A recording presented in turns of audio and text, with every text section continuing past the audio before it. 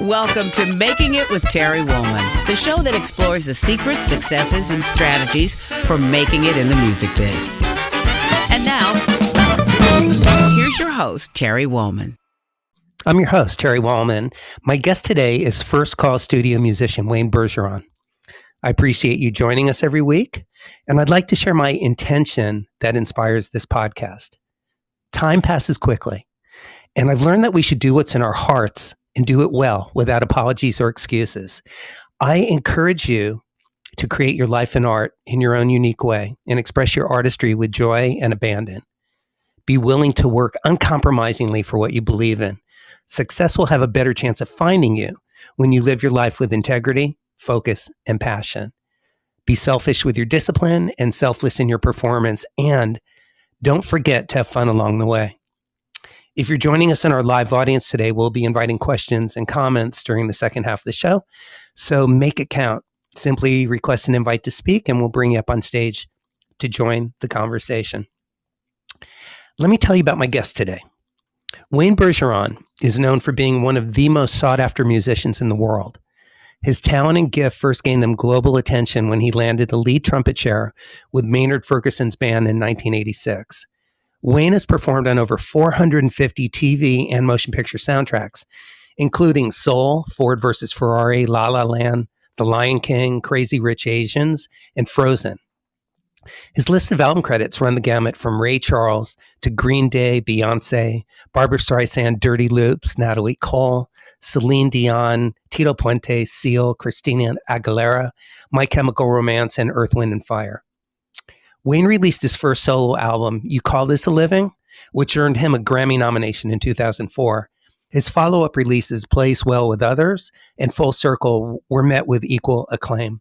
As an artist for Yamaha, he hopes to inspire a new generation of young players as a musician and educator. In Wayne's own words, nothing makes me feel more accomplished than hearing a young musician say that I inspired them or had a positive influence on their life. For me, that's the real payday. Wayne Bergeron, welcome to Making It. It's great to be here, Terry. Thank you for that nice intro. My mother would have loved that. I wish she was here with us today. I wish she was too. Yeah, but she's got, your parents have a lot to be proud of. Oh man, they're my parents were both very proud of me, even though, as you know, as a young musician, that's the last path they want you really taking. Oh, my son's going to be a trumpet player. Oh, that's a good idea. They actually had other things in mind for you. I know they were supportive to you, but you grew up in a family that had sort of that different direction.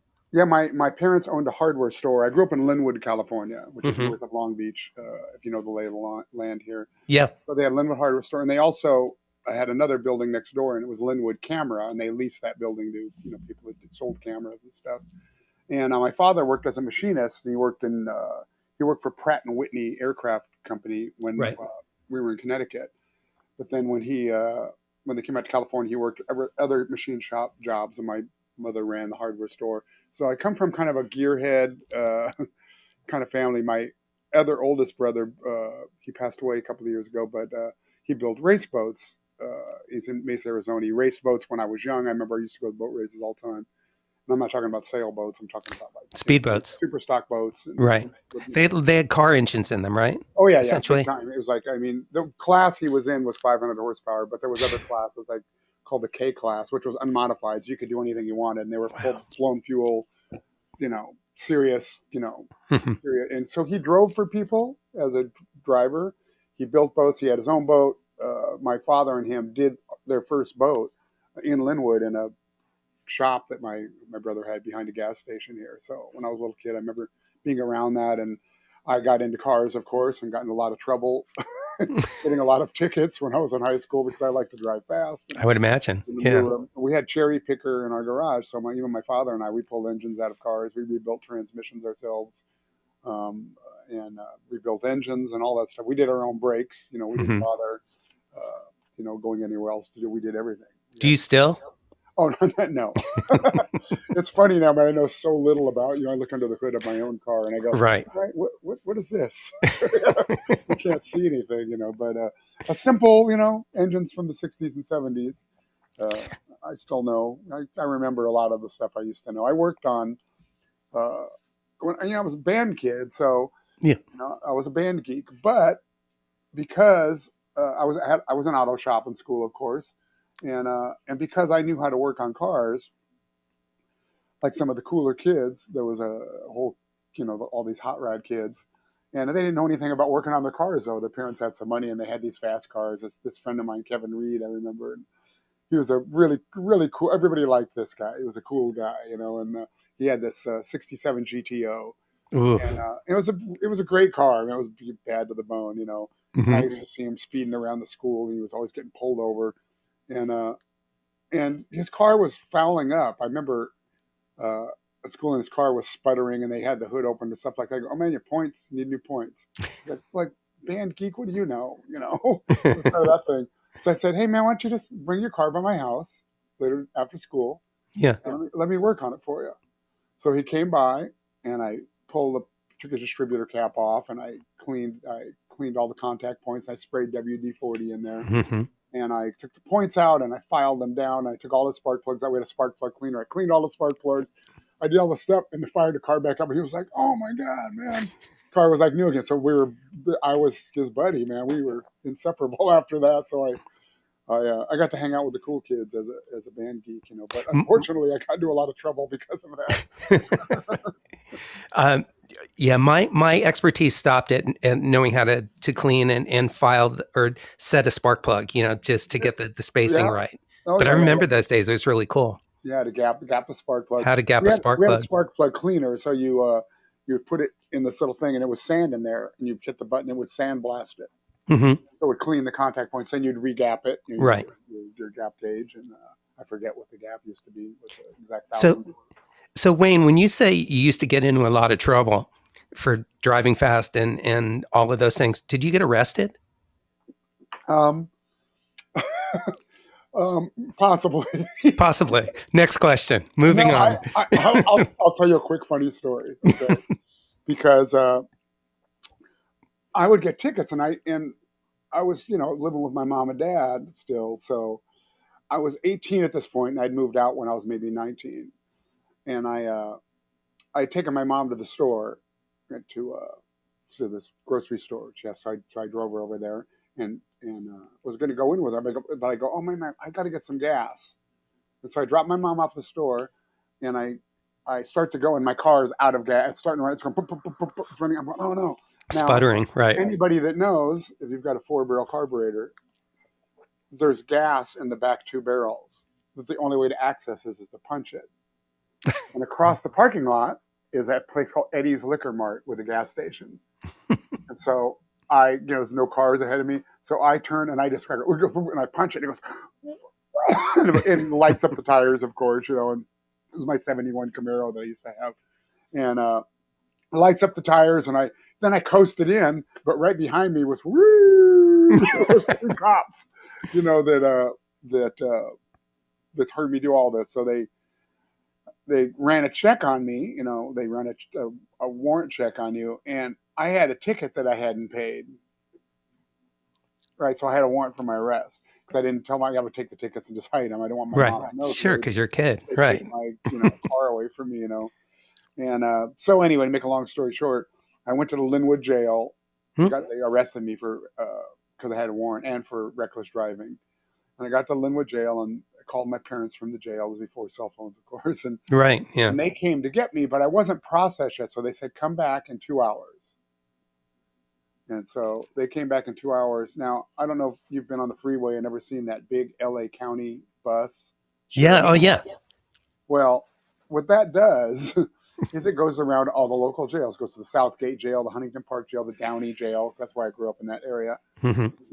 And it picks up people and takes them to county to get processed.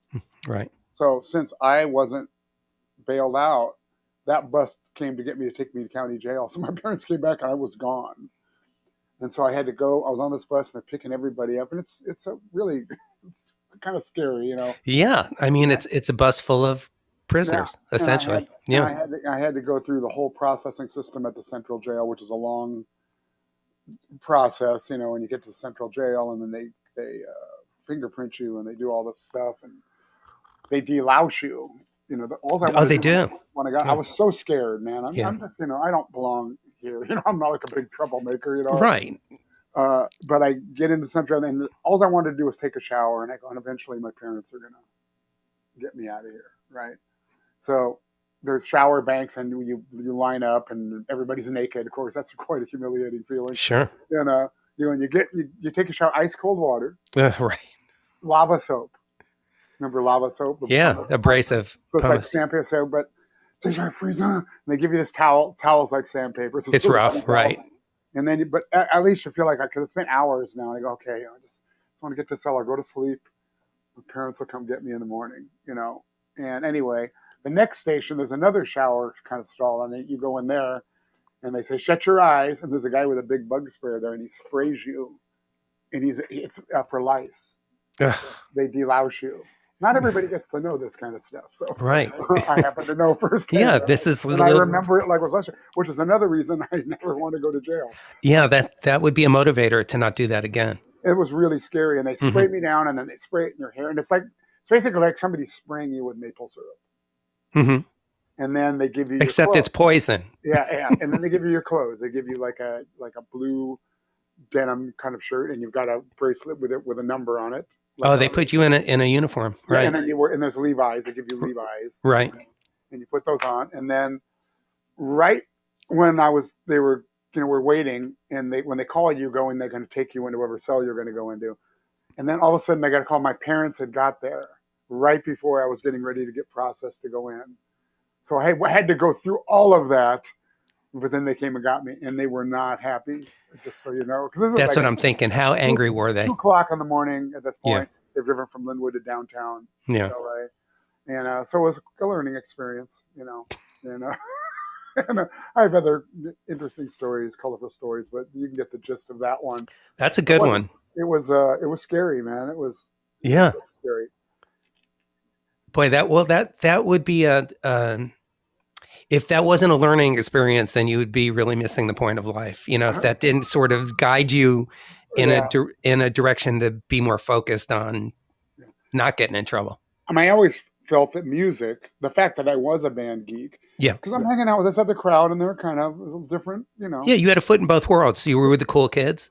It was different than hanging out with the clarinet players and the euphonium players. Let me tell you that. These people were not that interested in school. Right.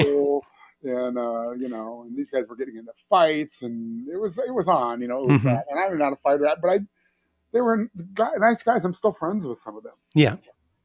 Some of them are gone, of course, because of the path they chose in life. There was one guy named Mike Butts that I hadn't seen him in years, and he was part of that crowd. Kind of, he didn't have a car, but he was one of the hangout guys, and he was a really nice guy when we were young, and he was fun. And I went to see my parents another time after I was a little bit older, and I went to the same Eddie's Liquor Market to go get some stuff from get some sodas and stuff and bring them over. And there's a homeless guy sitting out in front of the thing, a scraggly guy with a big beard, dark car. And at this time, I have a bright fire engine red with chrome wheels, 300 ZX. So I've got this pretty cool sports nice car, The Camaro wasn't bad to begin with. The Camaro was cool, but this car was like the coolest car I ever had at the time. Sure. And I pull up to this thing, and there's this guy there, and all I hear, I see this poor guy, and I feel bad for him, but I hear, Bergeron, nice wheels, dude. And I'm going, what? And he goes, it's Mike Butts. And I go, oh my God, man. And I talked to him for a minute, and I gave him some money, and I bought him a carton of cigarettes, and that's what he wanted, Yeah. But it was funny because he's on the street, and he didn't even care. It was like, oh, dude, check out your ride. Right. He was still there. He was right. Still where he used to be. And well, we still are who we are. Yeah, it was sad. At the end of the day. It's just sad. And he's gone now. I heard he passed away. Mm-hmm. But there's a few people from my past. I'm thinking, well, that could have been me. Yeah. And I think just because I was this music crowd, and I liked music. I loved playing. I loved the attention I got for playing the trumpet. And, right. And I got some accolades and things. So that's probably what kept me from going down that other path. Yeah, that's people say music and art is a gift, but that's one of the gifts. Is that did that for me also. It kept me on a path that was productive and out of trouble. Yeah. And I'm grateful for it as well. You know, certainly music was at a younger point of my life. It was a ladder that I used to climb out of a hole that I didn't want to be in. Right. You know, and so it's great that you had that, but it's also great that you had your foot in both worlds. You know, that you worked on cars and boat racing and all of those things too. I think that's really cool. I want to talk about music. I want to talk about life in general, but I also want to wish you publicly. I did privately, but happy birthday! You just had a birthday over the weekend. Yeah. I finally made it to 35, man. So it's like, you know. I don't believe you. Yeah, no, I just turned 64. Yeah, you're right behind. You're right behind me. I'm a year older than you. And it's cool. It's kind of cool. I mean, it's kind of surreal. It is. You know, looking around and saying, wow, we're in our mid 60s. I'm the old, you know, I used to always be, when I started doing recording work, I was always the new young guy. Right. And I slowly got into the business. You know, I started proving myself and getting in on sessions. And I would be the youngest person in the brass section. I mean, most of the time. You know? Yeah. And now, I always like it when Bill Rockenbach's there, because then I'm not the oldest. But now I look around and most of the time, and there's people close to me in age, like John Lewis, who's another great session player. Right. He's right behind me. And Dan Fernero, they're a couple of years behind me. And Andy Martin, these guys are 60, 61. But it's a weird place to be, because I don't remember being in the middle. It's like all of a sudden I was the young guy. Then people retired and died, and all of a sudden you're the old guy. Right. Well, but there's also a point where the torch was passed to you through, for example, our friend Jerry Hay. Yeah. Who he didn't age out. Because he's still really vital and an important part of our music community. But he got sick. Yeah, he got sick, and he had, even before he got sick, he had a throat thing and it was just too frustrating for him to play. Right. He wanted to play, of course. He didn't want to do it and not be able to do it the way he used to do it. You know? Right, at the level of excellence. He set the bar. The bar was pretty high, man. I mean, Jerry, talk about Jerry Hay, you know, or any of that crew, you know, that they used, you know, Chuck Finley and Gary Grant and these players. Yeah. Steve Medeo was a name. Doc Severinsen, another mentor, friend of yours. Yeah, but that level the bar is really high. Right. But that's cool because it gives us all something else. We're still I'm still striving for that. You know, me too. It's nice to hear you say that. I can't, you know, touch Jerry Hay at any point in his career. I feel like I'm a pretty good trumpet player. So I'm going, I'm not that good. I'm not as good as he was. That's for sure. Which is interesting to hear you say, and I understand it. But it's interesting to hear you say, because you are one of the best. I can also say none of my colleagues are either. So I'm just going to go out there and say, because we all know that we right. have respect for, and we're inspiring some younger people now. But I mean, let's face it, man. There's, you know, there's no limits to what we can do on our instrument when people take it to that level. And I don't mean just chops and things. I'm talking about the total package of musicality and right. all that. It's really inspiring. That's why I do this, man. I love playing for Jerry Hay. Getting to do sessions for him now that he doesn't play, I get to, you know, vicariously live through. Yeah. Be him. Kind of, you know? Yeah. It's exciting, man. Everything he writes sounds great. It does. His voices is like, wow, and he's the coolest guy ever. And yeah. He takes care of us when we're doing a session. You don't have to worry. If Jerry Hay is involved, you don't have to worry about anything. It's going to be great. Right. It's going to be right. The money's going to be right. The vibe's going to be right. Matter of fact, because of his son, Andrew Hay, who's like the greatest Pro Tools engineer on the planet. Yeah, brilliant. We end up getting done very early. And Jerry always brings wine and tobacco. So we hang after the dates and all winos, you know. More than winos, because Jerry's a really knowledgeable wine collector. Oh my God, yeah. And we had the pleasure. He invited Melanie and I to the house one evening, and we had the wine experience. Yeah, we just did that a couple of weeks ago.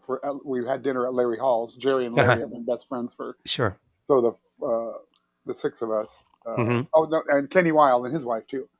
We were all there, and they're Sea-Wind buddies, obviously, and they've been there for years. And Jerry threw down, man, and he brought, you know, it was pretty incredible, man. It's just something like, man, how privileged to get to do that, man. Yeah, but there's so much joy in it. Also, it's you know, because there's passion. There's passion and also the love and joy of sharing it with people that are important to him. Yeah, it was pretty cool. And he even made a joke. He goes, "I don't break this out for just anybody." So we all felt pretty honored, you know. And but yeah, it's pretty cool to be part of that scene. Well, to be part of the scene. Well, you're not, and also again, you're not just part of the scene. You essentially are sitting in his chair. You know, you're the. And that's now I'm getting nervous again. Okay. Well, I have no interest in putting you on the spot, but I just think it's really fantastic. It's really, I know that I imagine you feel the same way as I do about this, that with everything that we've worked hard to accomplish, we still marvel at, you know, when you look to the left and the right of you of who we are sitting and making music with. It doesn't ever not thrill me and amaze me to see who our peers are, who we all get to work with and for. And I was fanboying out last night. I did this. I did this session for Charlie Fox. Oh yeah, Charles Fox. The guy that did Love American Style, and you know. All that I've worked stuff. with Charlie. I love. Yeah, he's amazing. A matter of fact, one of the film crew that was there last night, they were the same people that did the thing we did. The movie. Yeah. So he goes, "Oh, I remember you from that." So we were talking. Oh, that's great.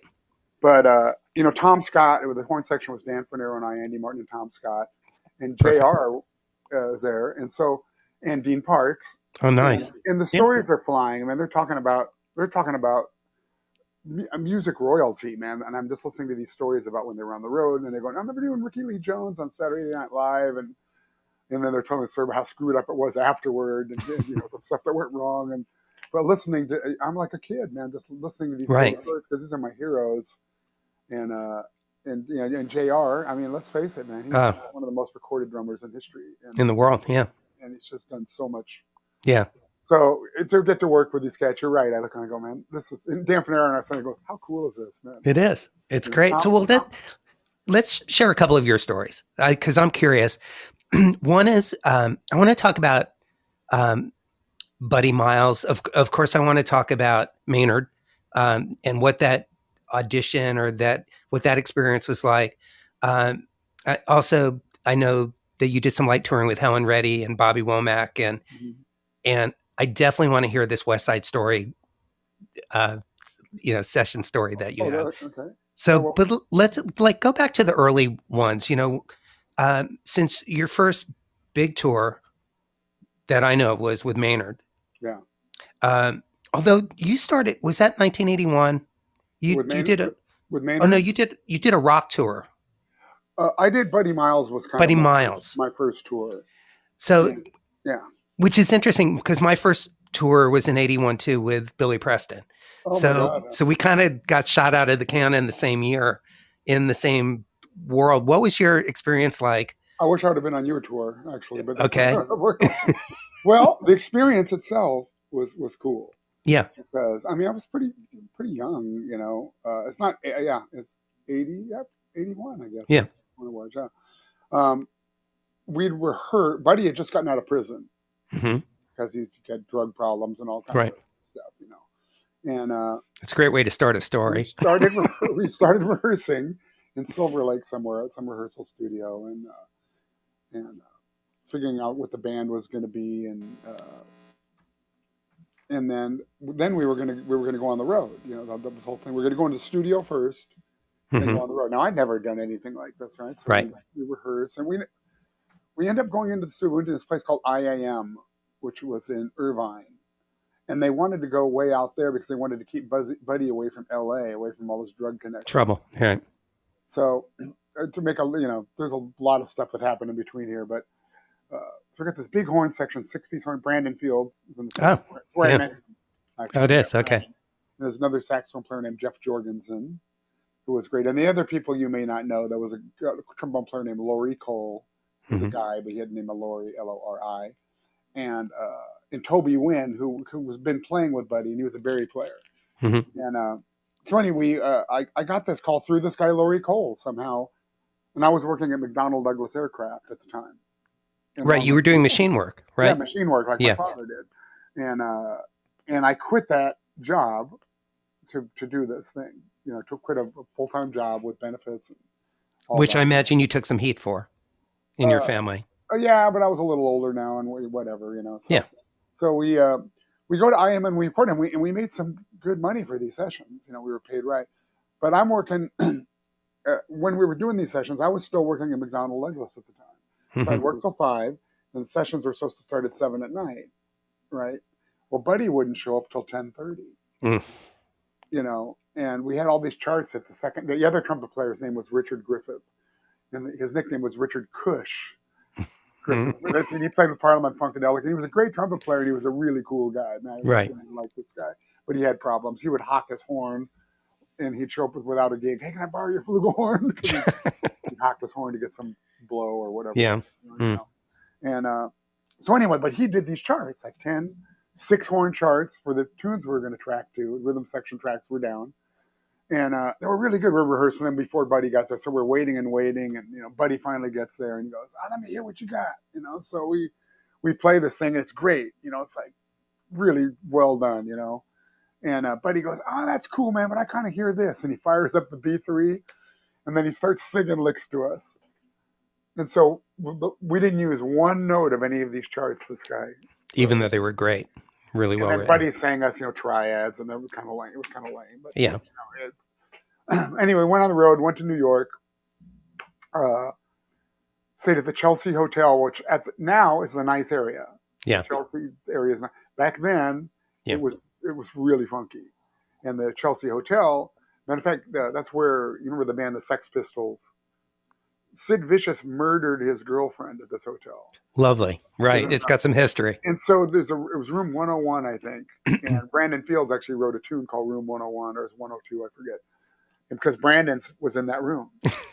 They were very good roommates. Brandon, I think maybe Jeff Jorgensen stayed in that room. So yeah, it was lovely, as you can imagine. And we did a couple of gigs. We played at the Bottom Line, and we played somewhere in Rockaway Beach on Long Island. And maybe did 3 or 4 gigs. And then one day we realized that everybody had left. We hadn't been paid anything. The management, everybody checked out of the hotel, like snuck out of the hotel, didn't pay the bill, and left us there, all the sidemen. And we had to sneak out of the hotel. I didn't have a credit card. We had to sneak out of the hotel. And anyway, it was it was quite an experience. But because of that, I got to meet Brandon Fields.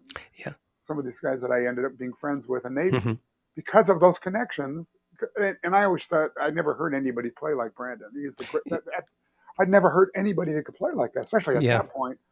And I was like, wow. And then we got to be friends, and then I'm starting to meet players he knew that were. There's such a sense of urgency about Brandon's playing that I love. Oh my God! And back then, man, he was hungry, man. So he was bringing it, man, and he's still bringing it, Yeah. But I met Walt Fowler through him.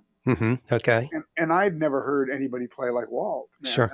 And Walt, I don't even know this, but how inspired I was by him. I'd hear him playing in top 40 bands and different bands. And he had great chops. He was a great soloist, and I'm proud that him and I are good friends, and and I love that guy. But he was a big inspiration to me. So, but because of that horrible experience, I met these other players that I can kind of pinpoint that back to where my career really started, where I started getting better work. Yeah. And, I'm so glad you said that, because I think there is such great value in some of the challenging, the many challenging experiences that we've been subjected to or involved in, and challenging is a nice word for it. They've been often, again, not getting paid, abusive, shady, all kinds of things. But it's still the musical experiences that we had from doing those are invaluable. was a great band. I mean, the Yeah, band of was great. course. It was Right. Buddy was great, man. Yeah, he could play. Soulful man, singer. I mean, he was awesome. You know, Yeah. he Yeah, was yeah. just dudes, man, and it was really difficult. And there's a lot of other stories that go along with it that are really bad, you know. But that's how it ended, you know. So with Maynard, when you joined that band, you were definitely put in the hot seat there. Were you treated? Um, did they go easy on you, or is it kind of rough? Were you the kid and Oh no, because they were all pretty young in the band when I okay, when I came on. I did Bobby Womack first. okay, After that, so I got the first call for Maynard in 1984, and I was in London with Bobby Womack, and we played a week at the Hammer. We did a whole little tour there, and we were at the Hammersmith Odeum for 5 nights or something, and it was cool. All these cool people came to Stevie Wonder sat in. All these sure, yeah. really, Bobby Womack he was he's the real great. deal. He was the real deal, but it was Absolutely. also much like Buddy Miles, the same kind of business stuff going on. But the band was great, and it was. I wouldn't trade it for the experience I got from that and what I learned. I wouldn't trade for anything. So that being said, so we did that gig, and then I got a call from Bob Wackerman, who was I've known him since we were kids. The Wackermans, I've known them since junior high, and Maynard was looking for a new lead trumpet player, and they thought of me. And they go, man, I would love to do that. When is it? And I go, man, I'm out on the road here, and I'm not going to be back. And I was making, and it paid Bobby Womack, even though it didn't pay a lot, paid way more than Maynard did. You know, like 3 times as much. You know, Sure. So that opportunity went by the wayside. Well, anyway, the end of 1985, they had let a lead trumpet player go at the end of a tour. That wasn't working out or whatever. I don't know what the situation was exactly. And Alex Isles was on the band at this time, trombone player, and he called me and goes, hey man, this spot's open up. Would you be interested? And I said, yeah, definitely. You know, so I remember them sending me some gig tapes. This is late 1985. Because one of the first gigs with the band was in January 1986, like an IAJE conference, like a jazz conference. My first gig, you know, was at so they actually, when you say they sent you tapes, they sent you a cassette tape. Yeah. So I could hear the book, and they sent me the book. Kids, Google cassette. Anybody who's listening. Exactly. And so I some of the material was older material I was kind of familiar with, but it's a different kind of band too. It's a small band, sure, not a full big band. It's only 2 trumpets. Making it even harder.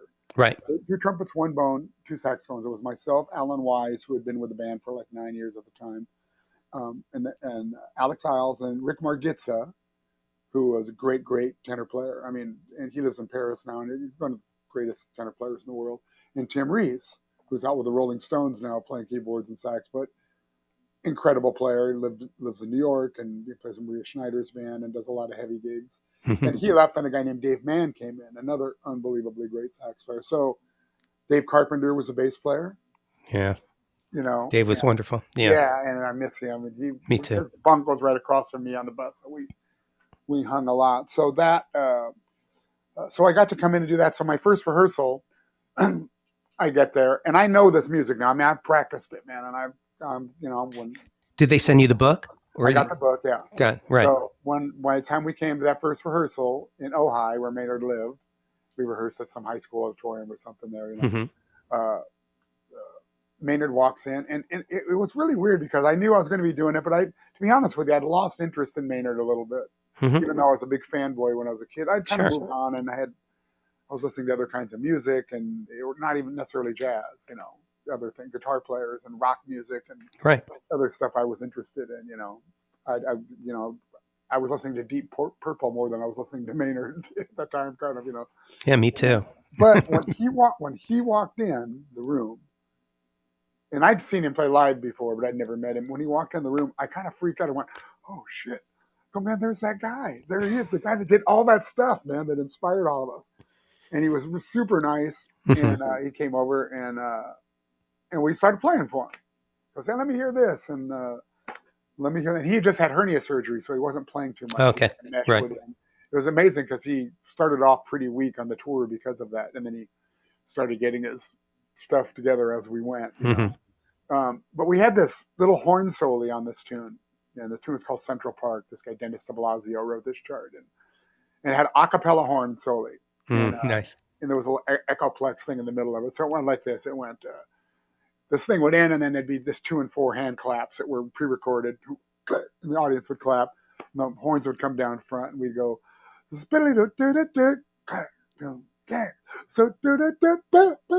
echo, you know, boo, boo, boo, boo, and then all this other stuff happened, you know, and a little funky thing, kind of Jerry Hayish actually, and a lot of like Al Garo. Sure. And but it ended with the thing. It went. It was a double high C. And the groove came back in, right? So the audience would go nuts after we'd play this on the road. It was a moment. How fun! So I'm playing it for the first time, and here's Maynard Ferguson standing in front of me. I go, okay, I'm bringing this. I want him to. You know. So you weren't intimidated. You were. Oh, well, I was intimidated, but I was like, I gotta nail this. You got to bring it. Okay. I can't really suck in front of this guy, you know. So we play this thing, and it's probably the best I ever played it ever since then, you know. So I got to nail the last note real good, and I put a little thing on the end of it, like a Maynard thing at the end of it. Mm-hmm. And Maynard cut the band off, and he goes, that's how he talks. Wayne, is it right? Goes, is that all you got? And I'm like, oh, wow. Oh, man. I was so deflated. And then he just started cracking up. He goes, oh, man, welcome to the band. You sound great. And that was my initiation. My initiation. That's pretty wonderful. But he kind of vibed me for a minute, like, you're not making it. You know? And then we got to be, you know, I did the band. It was only a 6-month thing, and then he went to a smaller band. But it was such an incredible experience. My last gig was the Playboy Jazz Festival in 1986. Oh, how wonderful. And then in 1988, he did a big band birthday tour. He was 60 that year. And we did a 2.5 month big band tour where we played some older stuff, like A-Train. I mean, like really older stuff. Sure. And then we did some of his more modern stuff and did it for big band. And it was really great fun. So we got to be, I helped him put the brass section together. He asked me, who should we get? And so I gave him this guy, Roger Ingram, was living here at the time, went off to play with Harry Connick and did a lot of great things. He's in Chicago now. And I've known him since high school. We played in the Honor Jazz Band here in 1975. You know, so we go way back. And a guy named Pete Olstead, who was another good friend of mine. So I got him on the band, and Rich Berkeley and Alex Isles. A guy named Christopher Holliday played lead alto. Matt Wallace, who was in Maynard's small band at the time, Burkert, and why am I saying my buddy's name? He lives in New Mexico. I'm spacing on his name. I hope you're not watching. Nope. It's actually, I'm so impressed that you are not only crediting everybody that you respect, that, you know, your fellow peers and bandmates, but that you're remembering everybody. Yeah, it's a lot to remember. Glenn Coster. Okay. Was on Barry. And Todd Carlin played piano on that big band, and Matt Toomey played piano on that big band. And anyway, it was Dave Toll played drums, and Jim Donica played bass. There's a lot of Northridge guys were in the band. They were pretty young. Yeah, but all world-class musicians. Yeah, all great, yeah. So anyway, I got to do that, and Maynard and I remained friends to the end. I ended up on, you know, when people do these big bands, they hope to get documented while they're on there. They hope that the record gets recorded. You played on 4 or 5 of his records, right? I played on 4 of them. The first one was my first week on the band. So I got on the band. We rehearsed. We did 1 or 2 gigs. I know we did IAJE, and we played at Dante's for 2 or 3 nights. And then we went to Mad Hatter and we recorded the record. Then we went on the road. So it was, I wish they would have recorded the band at the end of the tour. It was of course. A better, tighter band. Yeah. But it still was fun, you know.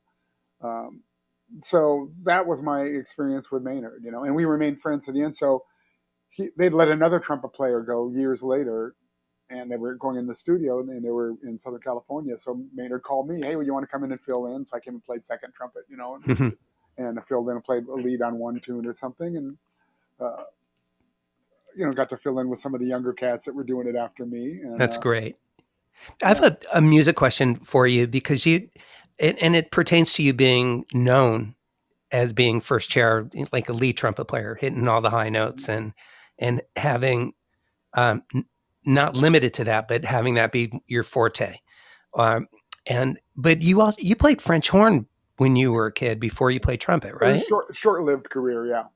Did that Do you think that is part of what made you such a great trumpet player because of as far as pitch and Well, intonation? well, I wouldn't say any of that because the pitch and intonation Because you didn't have any. it sucked on both instruments. I just could play high, I'm not Right. saying I was accurate, but I had when I switched from French horn to trumpet, I had natural high chops on the trumpet that I didn't have on the French horn. Okay. And for whatever reason, That was always just something that was, I wouldn't say effortless, but it was something that was easier for you, and you had to work harder on some of the other things. Oh yeah, my range is literally the same as it was when I was in the 8th grade. I mean, that's pretty remarkable. Player, and I think hopefully I sound a little bit better. But range wise, I mean, maybe over the years I've hit a few higher notes. I mean, the high notes really don't. It doesn't really concern me. It's not like a big, even though I do it a lot. It's not something I'd rather sound like Chet Baker if I could. Well, but speaking to that, Wayne, there's a quote that I have from Maynard Ferguson about you, and Maynard said, "Wayne is the most musical lead trumpet player I've ever had in my band," and I think it speaks to that. It's not just that you're hitting the high notes. Yeah, he was very kind that way. I was on a radio interview. He said that we did a radio thing on the road. And how does that feel to receive a compliment like that, or the compliments that I know that Jerry Hayes speaks of? That's the best kind of compliment because it's not talking about, oh, you're a great high note player, or, right? You play music, and so I mean, yeah. When people ask me what I play, I go, well, I play music. I just happen to have a trumpet. I'm trying to make everything sound whatever that can. Maybe it is exciting and high, but you want to make that musical. I mean, I hate ugly high note trumpet. Yeah. When it's ugly, when it's thin and screechy and out of tune and tasteless. Right. I mean, there's a way to do this and it not be that. It can be exciting and not be over the top, tasteless and stuff. And I'm guilty of that. I'm not going to say I've never gone down that road for cheap applause. I would call it for cheap applause.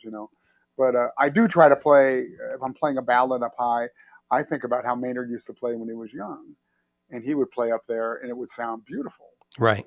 It was high, but it was exciting, man, and it had this operatic thing to it. And he used to even tell me, because I asked Maynard a lot of questions, of course. He said, I think like an opera singer. Because I asked him how. Oh, yeah. Man, your sound is so round when you play up high. It doesn't get thin. And he said, I just think like an opera singer. And I was asking him trumpet nerd questions, and he didn't know what I was talking about. He didn't even think about the trumpet mechanics of it. Like, I was asking him about, what syllable do you use for this note? And he looked at me like I was speaking Chinese. I mean, and he goes, what do you mean? I go, yeah, like, and he goes, no, what do you mean? And I'm like, well, how does he not know this? Because we're all taught in every book. They talk about these syllables you use when you play up higher. You go E, you use the E syllable, but he demonstrated. He goes, well, no, you can go, and the same note can come out and it's bigger and twice as loud. So he planted that seed in my head. And that night on the bandstand, Alex Isles, we're playing. He goes, man, you were so loud tonight. And I'm like, what do you mean? He goes, man, I don't know, man, you're just like really loud. Did you change mouthpieces or something? And I go, no. And he goes, but Maynard told me this thing, and I was kind of just thinking about that. He goes, man. And it was amazing, just that planting that little seed, all of a sudden, I'm producing a bigger sound. To me, I see that as, and we have many friends like this who have mastered their instrument and then transcended the instrument. It's not about the fingerings anymore. It's not about the syllables. It's not, I remember playing with Abraham Laboriel Sr., bass player. One time we were making a record, or doing a live thing, but I was watching the fingerings of what he was doing, and I asked him about it because it didn't even make any sense to me. That's what I've heard, from other bass players. Yeah, and he just he said, well, I use whatever finger is there. It doesn't. Whatever's closest. It doesn't really change because I'm playing music. I'm not playing fingerings. I'm not playing scales. I'm playing music, so I don't even think about it. And it's I mean, I know you teach that as well. You're an educator and a mentor, but it's really interesting just to see that And like you said, just that one little piece of information or that look of bewilderment, like, when you ask a master, somebody who's transcended the instrument, what syllable do you use? And you get, and it makes you think outside the box. it does. Yeah. And that's when I think when we discover, I like to use the word discover, a lot. That's when we discover new things that we can do. Right. Some new territory. When trumpet players always, like young trumpet players, how do I build my range? I go, you don't build your range. You discover your range. You build your endurance to be able to do that on a long periods of time. But I'm a perfect example of that because I didn't have any strong embouchure muscles or anything when I was a kid. I had the physics equation right and was blowing the air in right for whatever reason, and right vibration between the lips, and these higher notes were coming out. And I always, I bet my buddy Ron Crow is watching this from high school because he always, when I do these podcasts and things, he's always there. But if you're there, Ron, we'll have you jump in later. But he was a great drummer in high school, and we were like two peas in a pod, man. He was a couple of years older than me, but he admired Buddy Rich, but he loved high note trumpet. So he could pick up my horn and have the worst embouchure ever. He just didn't know the thing. He'd go like, and he would just wiggle his fingers and start like trying to be like Maynard, And he could go up to a double high C. Wow. Loud. And, it sounded like somebody pulling a cat through a meat grinder, but it was loud. And like, so here's no training, nothing. Right. It's just, he guessed the combination to the safe, and he had the air going through right and the right vibration and the right amount of compression into the instrument to make those notes. Now, it doesn't mean there's a magic bullet. Some of us just find it differently. Right. And you find it through practice and experimentation, of course, trying different things, thinking outside the box. Right. Well, and you use the word discover, which is a beautiful word. And, it makes me think about watching you over this last year where you had health challenges and then you had to, in some ways, relearn to play. Yeah, there's a lot of overcoming of a lot of adversity for me in the last couple of years, with the cancer treatments and all that. I had to kind of start over. And you've done it with a lot of grace and patience. I know it probably didn't feel like you weren't here. No, you didn't hear you're right. Tantrums, but you're right. But I tried to be positive. And my wife, man, who was like the most supportive, and she was like my cheerleader, So when I would start going down that dark path, man, she always grabbed me out, threw me a rope, man, said, no, Wayne Bergeron, you are not going here. I was ready. And you can imagine, give up, man. It was very frustrating. Yeah. And but you learn a lot from it, man. And I've learned some things about my own playing and how to put myself back together. And I think I'm a better teacher now because of that. Right. Every time anything bad is happening, I've gone through some dental things years and years ago that threw me for a loop, and I had to come back from that. I came back stronger. Right. But I would ask questions. I would go to different teachers. I would go take lessons, getting different perspectives, and forgetting about what I knew. And I'm going to try somebody else's point of view here. And I would come through that, and then now I have this arsenal of stuff I got from them that works. Right. And then I had about 12 years ago now, I developed this cyst on my upper lip, and it was when I was going through some personal challenges in my life. I got going through a divorce, and I lost a bunch of weight and was weak, and I was using so much pressure that I actually caused so much trauma to my top lip that I caused this cyst, and I couldn't. I mean, it's a long story, but I had to stop for 7 weeks. And I had to put myself back together after that. And that's a long time to step away from. Yeah, my friend Larry Hall, when I started coming back, he coached me through, and we practiced together, and he made sure he grabbed my mouthpiece. No, we're taking a break now. Quick, I want it, And we slowly got me back into my thing, and I came back stronger. I came back better, like the Bionic Man. We can make him better, And I'm hoping to get through all this the same way. Now, I don't think I'm there yet, but I think I'm doing pretty good. I mean, I did a big recording session. My last cancer treatment, radiation and chemo, were on June 29th. All right. That's not that long ago. Yeah. And that June 29th chemo, they're 3-week rounds. So the chemo's 3 weeks, it's strong. So it's not like you're just done and you get better. Right. You get worse. All the different radiation things are still expanding from doing that every day. Right. So I'm jacked up, and I had this recording session for the Minions 2, I think it was, or 3, whatever it was. And it was in the books, and it was at the end of August. And I go, all right, am I going to be okay? I had this in my book, playing first trumpet. And I didn't, be honest with you, I did not know, because at this point I couldn't hit a G on top of the staff. Right. Wow. I'm going, but the doctors told me this will subside pretty quickly. You'll start, it'll be, the first week will be rough. The second week you're going to start feeling better. And sure enough, when I was playing, all of a sudden my range was a little bit up, like a few notes. Mm-hmm. It felt horrible, but I was going after it, man. I was Right. practicing hard, And then those sessions got moved forward 3 weeks. Earlier. And I got there and I called my colleagues. Mm-hmm. And I just said, hey man, I'm not, I'd gained a lot of ground. Yeah. Like, I'm not 100%, and neither are they, because of COVID. Right. COVID, so everybody's out of shape. Everybody had lost their stamina and focus. Yeah. So we're on this session. It was just brass only because they were separating us at that point. Right. And I'm playing. I'm going. Okay, I can do this. I'm kind of getting. It's not too hard, fortunately. And then there was and you're surrounded by people that want you to succeed. These are your friends and your peers. Yeah, they know what's going on with me, and I said, hey, I'm going to be passing parts around. I will make sure the money gets passed around as well, because you play first trumpet, you make twice as much money, basically. We're not. It's hazard pay. You get 100% more. So. So I had John Lewis play some piccolo trumpet for me, and Rob Shear play a couple of things. But I played a lot of it, and there was a high G coming up, like a written high G. Now I haven't played a high G for real in months. Yeah, months.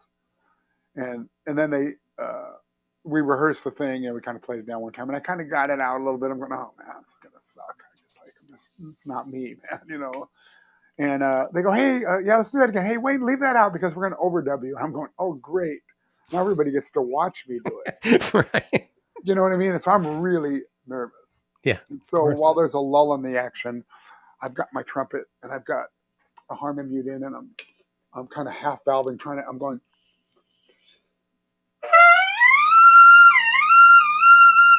I'm kind of just doing this thing, trying to get this, trying to do it quiet so nobody talking. And I'm getting it. That's the note right there, that top note here. But I'm like, got my valves halfway down, so it sounds like a siren. Mm-hmm. And we got to that thing, and I forget what the lick was. I had to go, but up, and we did it all by myself. And I just threw up a prayer, and I got it. First take. I got it first take. Right.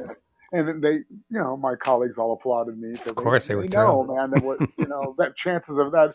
And then they go, all right, we're going to do one more for safety. I go, no, you're not. I go, you better hit command save right now. I don't think so. Because they don't know. The composer doesn't even know. Right. That I'm going through this. And I don't want them to know. And I don't want them to damaged goods. Yeah. I don't want them to go, let's get somebody else. So I was going to turn it down, and my colleagues talked me out of it. Mm-hmm. They said, oh, let's get it done, man. Just take the money, man. You need the money. Right. So those are friends. We have a good camaraderie in our brass world here. I mean, we're all competing for the same work too, so it's a tough thing. You're in competition with each other, but we're also friends. I mean, these people are my friends. I hang out with them. We go spend birthdays together and dinners together, and outside of the trumpet world. So we're a bit of a family in a lot of ways. Dysfunctional family sometimes, But anyway, I got through that, and that was a big boost of confidence for me. Yeah. To get through that. Yeah. So anyway. Well, there are a lot of people in our music community, myself included, that are thrilled to see you working your way back and to be able to play together again and record together again. It's just fantastic. Thanks. Yeah, it feels good to be back. You asked me to play on a track on your record, and I was right in the middle of this. And I said, I would love to do this, Terry. I said, but I can't play right now. I was in the middle of the treatments, I think, when you called. Yeah. You were just starting, actually. Yeah, and I just said, I'm not going to be able to do this, and you said, I'll wait for you. There's no rush. And so you waited until I thought I could, and thank God for my home studio here. I mean, right. I would love to replay all that now, but you've already got the tune mixed. But because I'm like way, way stronger. But I got through it pretty respectably, I think, and I was able to punch in some things because I had to. It sounds pretty fantastic. Yeah, so it came out really nice, I think. But there's been a lot of scary moments where I'm Yeah. get to work and I'm scared because what's going to be on the stand? Am I Right. going to be able to play it? Absolutely. And maybe I'm not going to have all my colleagues around me. Maybe it's one trumpet, and I don't have anybody cover my ass. Mm-hmm. So, but I mean, we've all covered for each other before. Right. We've been on dates where I've been playing third or something, and somebody's asked me, "Hey, will you play this?" Sure. And it's really just about getting the job done the best it can be done. So if somebody thinks I can play something, maybe that's my thing, and I've done the same thing playing first trumpet. If something comes up, I go, man, both of these cats, this is what they do. I can get through it fine, and I could ego out and play it. But you just pass it over. Do you mind playing that? Well, I mean, that's part of the beauty of getting older, I think. In that, although, I think we've had this instilled in us for a long time. It's about serving the music. It's serving the song. Always. That's the most important thing about it. Yeah. So, whatever it takes to make that happen, the best of the best musicians, I think, bring in that selfless attitude. I mean, if you feel like you have something to prove, you will do that. You're going to play everything, Yeah. And I've been guilty of that myself, earlier in my career, Mm-hmm. But now I don't care what chair I play in general, whatever. If I play first, great. If I got to pass a part to somebody, great.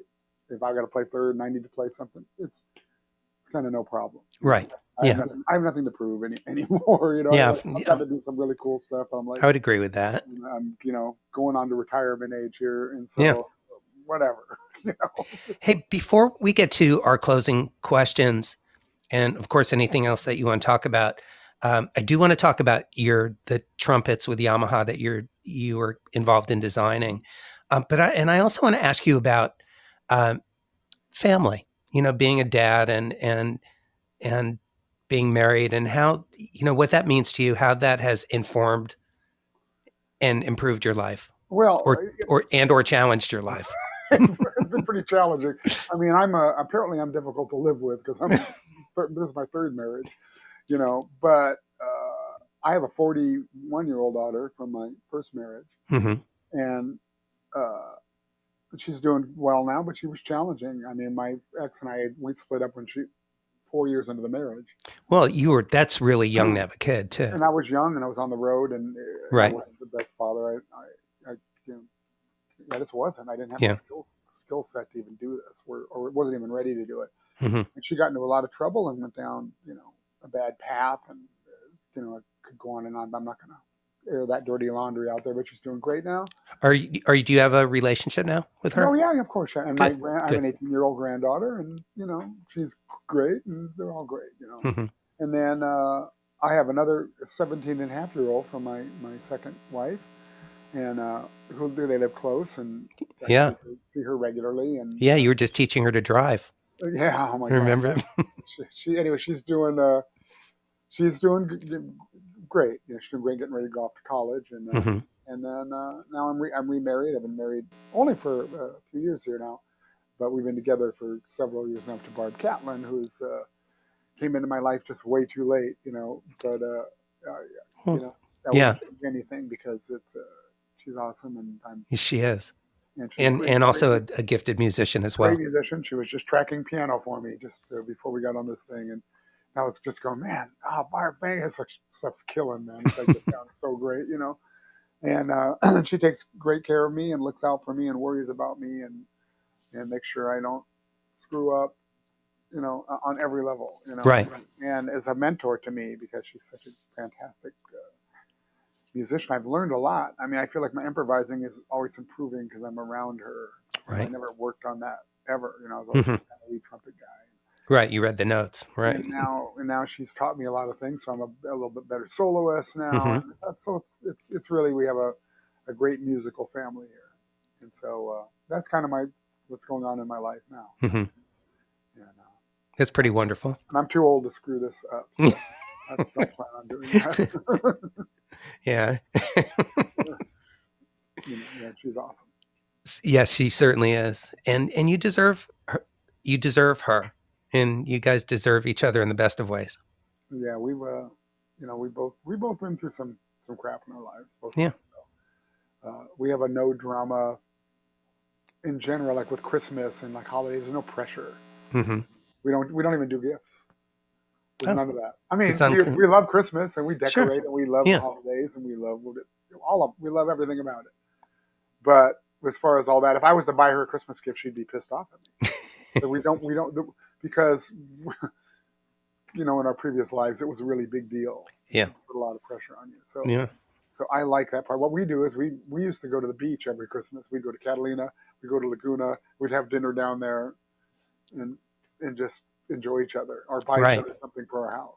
Yeah, the gift is the experience. Yeah, and we get probably take care of my daughter and all of that. But Mm-hmm. so yeah, it's a really nice thing, man. It's a really that's a beautiful thing about the two of us. Yeah. I like a lot. So your trumpet line, you have a new trumpet that just got released. Look at that. Isn't that pretty? It's a Yamaha. Now I've had a trumpet with Yamaha for I started with them in 2001. Mm-hmm. So I've been with Yamaha for quite a while. But the first meeting about designing a trumpet from the ground up was then, and we came out with the 8335 LA trumpet. They didn't put my name on. They don't put trumpet names on their trumpets. And That's interesting. The reason being is, let's say I left Yamaha. Oh. Somebody else wined and dined or whatever, and Sure. I find something I like better, and I leave then, and they've got thousands of trumpets with my name on them. That I makes mean, they sense. could still sell them, but so anyway. Yeah. That's the agreement. That's the LA.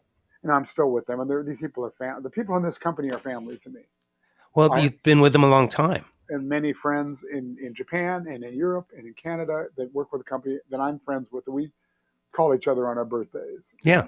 And and when there's a trade show, we hang, and it's on. So well, that's what it's been like with them and with Nathan East. Nate's been a Yamaha artist since the beginning. Yeah, Nate was there last night too on that day. He was. Oh, that's great. Yeah. So I've done a lot of Yamaha events, and Nate's involved, of course. Mm-hmm. But they've been so unbelievably great to me, and I play the instruments too. I'm not one of those people that endorses a product and plays something else behind the scenes, but wants to take their press and run with it. And that kind of bugs me. There's a lot of musicians that do that, man. I think it's really doesn't have much integrity. I agree. If I put my name to something, it's because I use it, I love it, I believe in it, and there's a relationship that grows with the company. I told the main designer, Bob Malone, who's a very dear friend of mine. He was a trumpet player. We worked at Disneyland together, and he's the main R&D designer for brass for Yamaha right now. He's the big kahuna, And I just said, just make it play better than what I was playing. It's got to play better. Right. And so we spent some time getting it right, until I said, okay, I'm sold. And then we released his trumpet. And it was a very successful release the first time around, and a very popular horn amongst classical musicians that were looking for a good B-flat trumpet that was versatile, and could play different styles of music on. And to this horn, through their commercial line, there's a bunch of new processes and stuff now they've discovered, and different ways to do things that have improving their trumpets. So one of the cool things about Yamaha is there's a whole team of people, and their only job is dedicated to making the trumpet better or the organ better. And so they're never just going, that's good enough. Right. They're always reaching out to players. What's wrong with this? What can we do to make this better? Right. So with Bobby Shu and I and Eric Miyashiro, who's a great Japanese trumpet player, friend of mine, we all have new horns out right now with these new design processes. We've all had signature horns. So now this is the 8335 LA Next Generation. And there's also an 8315 flugelhorn too, Flugelhorn, exactly. And that has the same design process. It's in the annealing of the metal, how they harden the metal or soften the metal. Annealing is hardening or softening different kinds of metals. And if you know anything about that process, like being in metal shop in high school, for instance. That's full circle for you, Yeah, growing up being a machine worker. yeah. You make a screwdriver. One of the projects in metal shop is you're making your own screwdriver. So you hammer the thing out, you heat it up, boom, boom. Now you have to anneal this to make it strong so it doesn't break when you put it in the screw and turn the screw. And you do that, you heat it up to a certain temperature and you cool it in sand. Now that's a very primitive way to anneal something. They have processes now where they put in something and it cools it down to a certain temperature, and then it stops and it does different things to the molecular structure of the metal. Right. So it's that's like glass blowing in some ways. Yeah. So that's what they've done with this, with right. the valve section. And there's different parts like these bottom valve caps, which you wouldn't think do anything, but these are made of phosphorus bronze, which is a denser metal, and it changes the way the horn responds. And we tried all different sizes and weights, and we went through this, went on for a long time. And this is the prototype actually that I've been playing for. This has been around for a few years. This is the prototype. Right. Now they're in production. That's how long it took. It took about 3 years. So where can people find them? Your website?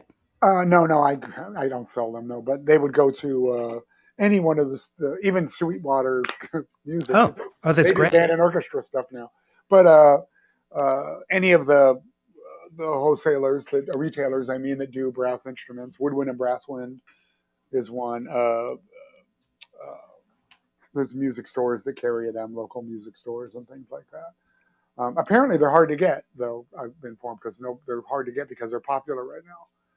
So, which is a good problem to have. That's fantastic. Hey, by the way, if there's anybody in the audience who wants to jump up and make a comment or ask a question, just make a request and I'll bring you up as I get to my closing questions with Wayne. Do you have another couple minutes, Wayne? Oh yeah, because as long as you need me. Great. And I want to remind everybody that your website is waynebergeron.com. And that's a good place to hear your music and find out more about what you're doing. Yeah, I have mouthpieces for sale and books and that stuff. I have the GR signature mouthpieces. Yeah, which are out of stock as well, which is another good problem to have. But that is a nice problem. I literally cannot keep them in stock, and it's like a weird thing. I had no idea this would explode like this. When I first had them make a batch, I had to make 20. I go, well, I mean, they're expensive. Yeah, they're $300. Sure. For a trumpet mouthpiece, and it's a lot of money for a kid to have his parents spending on a mouthpiece when you can get a standard mouthpiece for way less than that. We sold those 20 mouthpieces the second my website went up. No kidding. And so now we've sold over 1,500 mouthpieces. So you're making them in larger batches now. But they're hard to get because he's a one-man show. The person that makes them, he's a perfectionist. That's part of why they're so great. The craftsmanship is unbelievably great. And the right. consistency. So I'm always out of stock, and so I've got a bunch on order that'll be coming eventually, and I have a waiting list. So. But this is a mouthpiece that they can take into their professional careers as well. Oh yeah, I mean, or not. Some people will buy a mouthpiece like this and go, and it doesn't work for them. It's not one size fits all. People think that if I buy such a Randy Brecker's mouthpiece, I'm going to play like Randy Brecker. Right. Well, you might like that mouthpiece, but it may not work for you because they're all different sizes. But it has been very popular, and it's kind of standard size wise, so a lot of people can gravitate to it. So it's nothing too extreme. Extreme things are too small or way too big can be problematic. It's kind of in the middle, and but I mean, I think it's very good, and I think the design's great. I love my equipment. I'm very happy with everything that I play, and I'm not searching for anything. I can do one plug. Yeah. Oh, please. I have a couple of things that I've done during COVID. I'm trying to get my chops back together. I was trying to figure out better ways to do that other than just practicing exercises and scales. So there's a lot of play along type products out there that Peter Erskine has and stuff on his site. And I did a big band one with Bob Mintzer several years ago, this Bob Mintzer play along app. And I would practice to that. It's really fun to practice to because you have a little mixer on. Right. Eliminate the lead trumpet or the lead alto or whatever you play. You can play along with this great band, right? So I decided to do that over COVID myself. And my friend Tom Kubis, who writes gazillions of charts, I said, pick 12 charts that you like, that are public domain or originals or whatever. And so I tracked, he would do these demo rhythm sections in Logic. I would do all the trumpets. Andy Martin would do all the trombones. Sal Lozano did all the saxes. And Kouis would play piano. Mm-hmm. Then we would stack all these parts. Then we go into the rhythm section. We put Ray Brinker and Trey Henry on. So we'd have all the real players. Sure. And originally this was going to be just a Wayne Bergeron minus Wayne kind of thing. Right. Well, it turns out that we all kind of went in on this, decided to go in on it. And so now we have a website called Addacat, ADDACAT, like add a cat. Oh, got it. ADDACAT. .com, yeah. .com. And then this in MP3 form lives there. Like, so you can download the music and get an MP3 with your part in it and with your part in it, and you play along with it. Peter Erskine heard this thing and he said, hey, can we do an app with this as well, like we did for Bob Minzer? So it exists as the Wayne Bergeron Play Along app in the App Store for Apple products only. No kidding. And that it's a little bit different, but it's basically the same thing. Right. You can eliminate the lead out, though. You can do everything on your iPad this way. It makes it a little easier. Anyway, I'm really proud of this thing because it's first of all, it sounds great.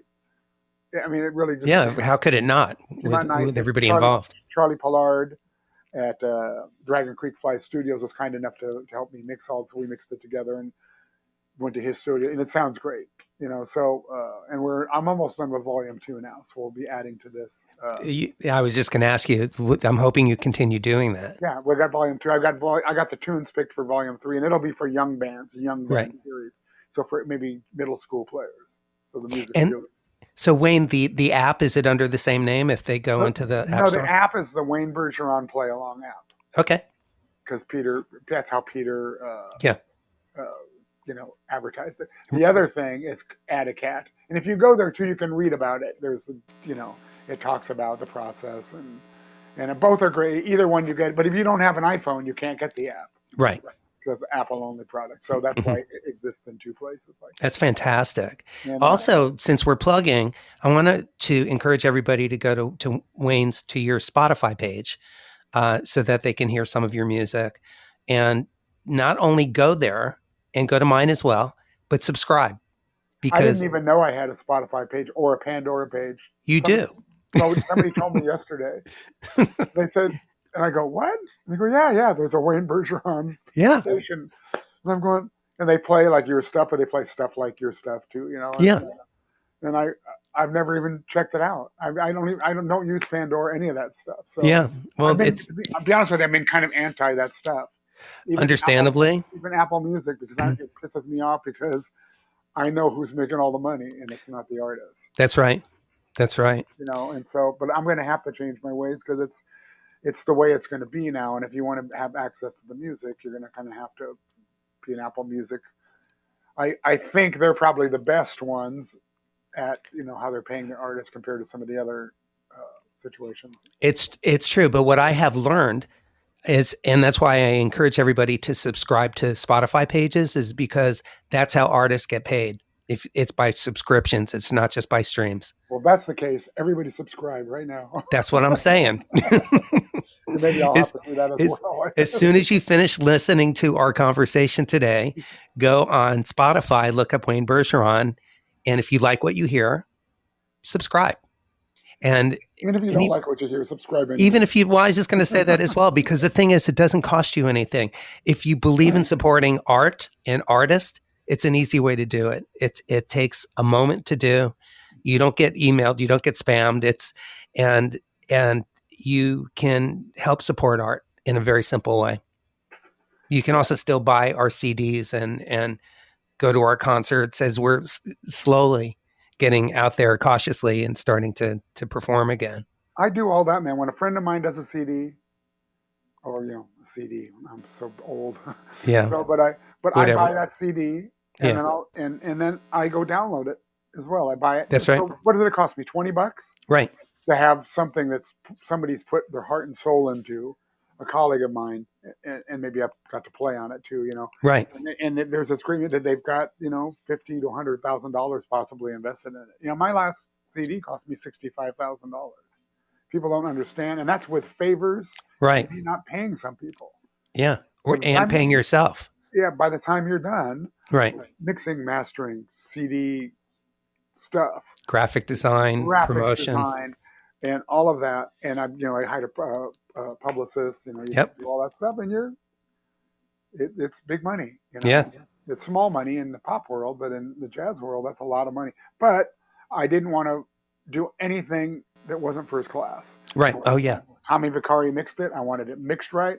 I wanted the charts to be great. All the playing is first class by every player on there. Everything, the mixed wonderfully, mastered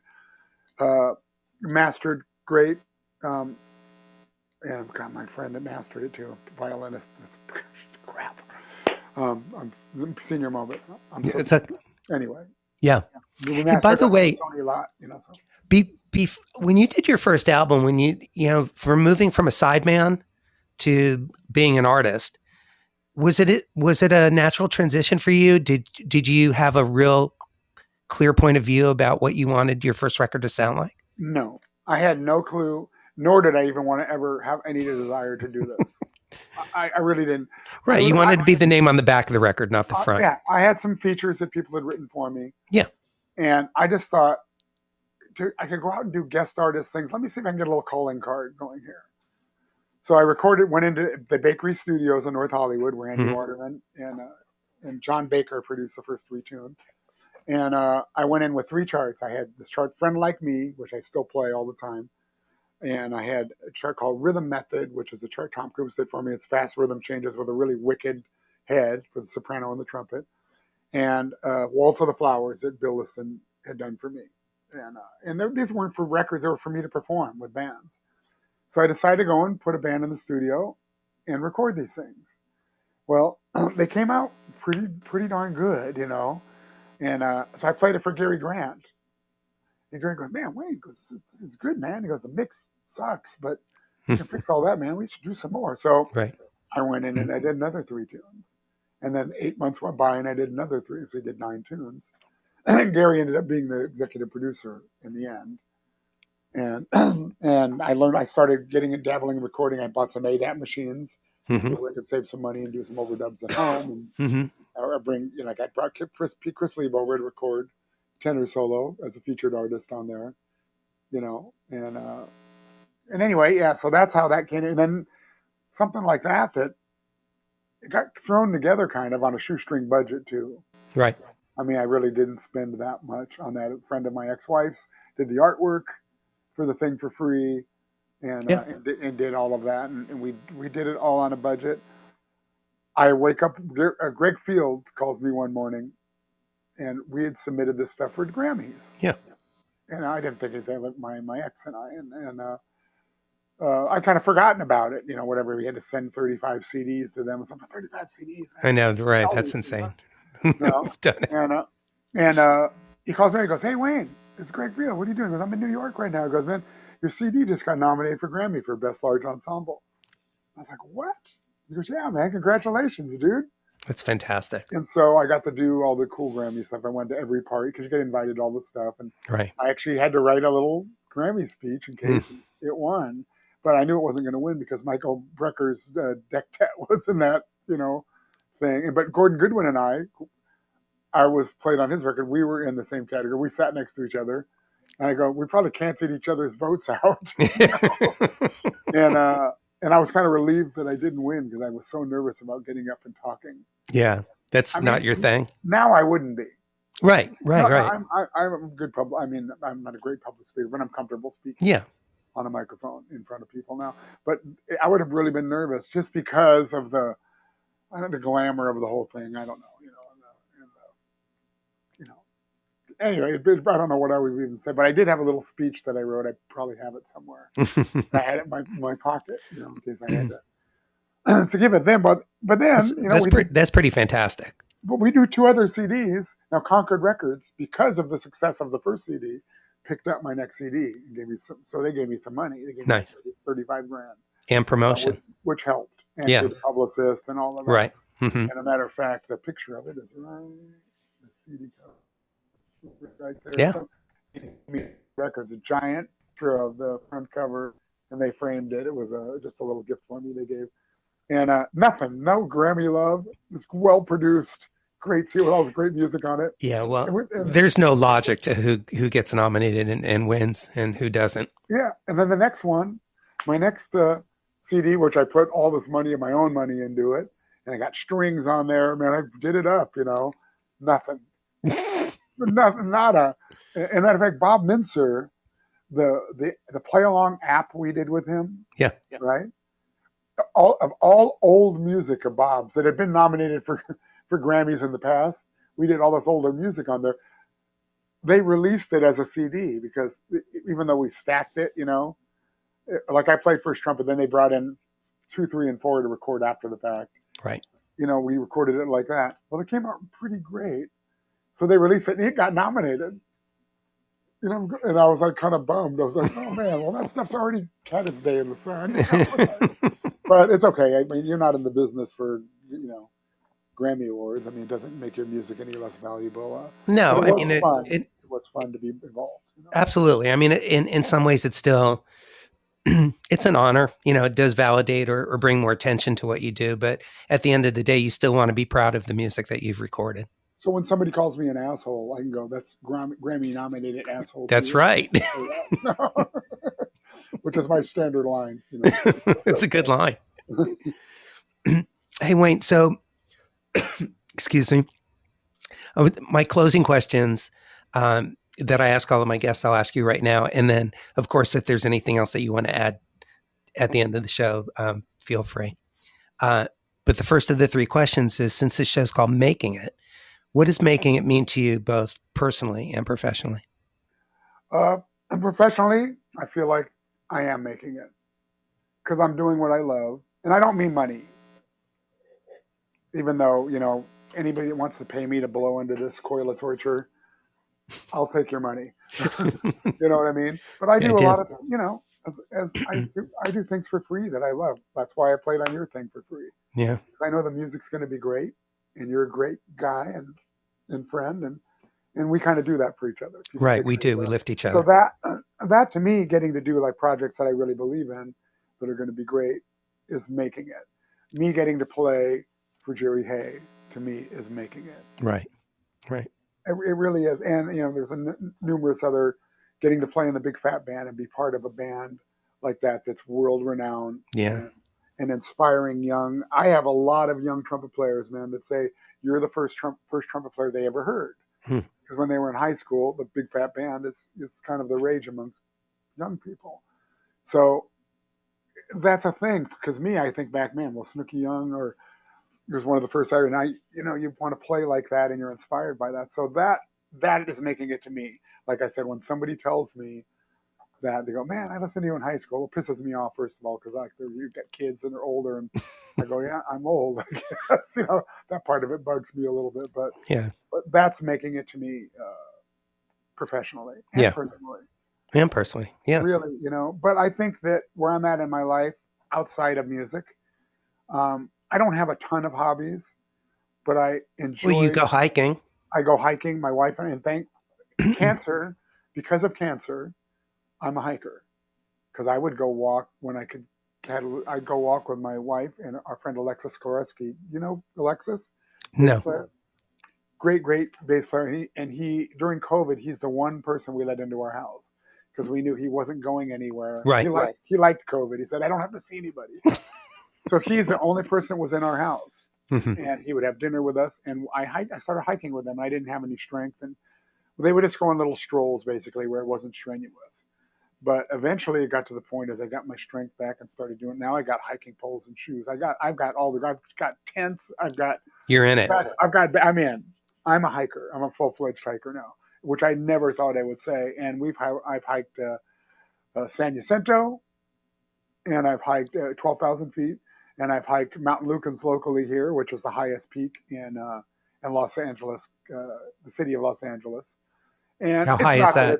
It's not Everest exactly, but for somebody that's not a professional at doing this, it's a 8-hour day of going up and down, and it's it's on. I mean, you get to the bottom, you're tired, man. Your legs hurt, your body hurts, and it's the sense of accomplishment I get from that when I'm at the bottom. Because then what we do is we open the back of my SUV, and we pull out our folding chairs and our ice chest, and I grab a beer, and we get some Yep. chips and dip, and take off my hiking shoes, and I put my feet up, and man, there's no better feeling than that Right. after you've done that, man. And so I love hiking, and it's got me in way better shape. And Yeah. now, not to toot my own horn, but I can hang with them. And Yeah. a lot of times I'm setting the pace. Yeah. You are at the peak of your health. So I feel good. I put a little weight back on because I needed to. Yeah. But You had gotten kind of thin. But I was really overly thin. My head looked ginormous. I saw some pictures of me. Well, you have a big brain. I got a ginormous head, But I learned a lot from that. I learned about hiking, and I know what to do if I'm on trouble. I'm falling, and we love it. We go at night, here locally in the Mount Santa Monica's, and we put our headlamps on. And you see wildlife. I've seen bobcats. I've seen a lot of coyotes. I've seen tarantulas and snakes and a ton of owls, and it's the coolest thing ever to be out there in that. Because you're away from away from all the crap that surrounds us. Right. So I love it. Yeah. So that's my I guess my biggest passion after music. Yeah. And cooking, I love to cook. And I love good wine, as we talked about it. Mm-hmm. Those are other things. Well, those are 3 great hobbies, and they complement each other well. Yeah, drinking the wine is one of my very favorite hobbies. Wayne, can you share 3 tips for success that have driven your career? Keep your mouth shut. Let your playing do the talking. I've seen too many players talk a big game and then fail. Or they talk such a big game, even if they don't fail, nobody wants to be around them. And that's the kind of advice that I give a lot of young people. I said, because you can be in a band with 5 people that are all mute and can't even speak. But as soon as you start playing, you know about every person in that band. You know where they're at. Playing wise, True. So you don't have to say anything. You let your playing do your talking for you. And for me, I've always tried to do that. I've always tried to keep my mouth shut. And when I got that opportunity, and that's the next step is being prepared. Man, are you there yet? Are you at the place you want to be when that opportunity comes along, the preparedness meeting opportunity, and you get that opportunity? If you're not ready, don't take that opportunity. I mean, it's hard to do that, but if you think you're going to go in there and go, man, there's no way I can do this for real, you're going to fail, and you're never going to get called back. Right. Or the chances of getting called back are very slim. So those things are, and it sounds trivial, but just being nice. Yeah. Being respectful to, when I got on my first kind of big movie recording session, I was excited to be there. I'm looking around, I'm going, man, I'm just fanboying out. Yeah. I'm playing 4th trumpet. I'm like, I'm here. I've arrived. This is so cool. But all I wanted to do was do a great job, have them like me and accept me. That's all I wanted to do. I see many young players, and I'll remain nameless because some of them aren't so young anymore and don't do well in the business because they've come in and they're never satisfied with okay, I'm in the bottom rung of the ladder now. How do I work my way up comfortably without pissing these people up off that are going up the ladder? You don't want to undercut them in any way. So how do you do that? And I see people come in and they look past all that. They go, oh no, I don't want to play first trumpet. Who's that guy conducting up there? I want that person's job. And so they politic hard, or they whatever they do, and you can. There's something to be said for confidence and putting yourself out there and being ambitious. Ambition is a good thing. Yeah. But you have to look around and understand the situation you're in and not piss anybody off. You really don't, because those people might be in a position to help you. Oh, very likely. And so I've always, and I share that with young people all the time. Don't piss anybody off. When I worked at Disneyland when I was young, I came in there and there was a lot of players that were better than me at that time. Right? Right. I started growing as a player, and a lot of those players went off to do other things that didn't play professionally. And a lot of those, not a lot of them, some of them treated us other players like second-class citizens. Right. And so, you think about that, and I don't really hold a grudge. And some of these people are dear friends of mine now. I've let all that go. We've all grown up. But the ego thing involved with all that, every once in a while I'd come down the ladder just to step on their fingers a couple of times. Like, remember when you were such an a-hole to me when we were 19 years old?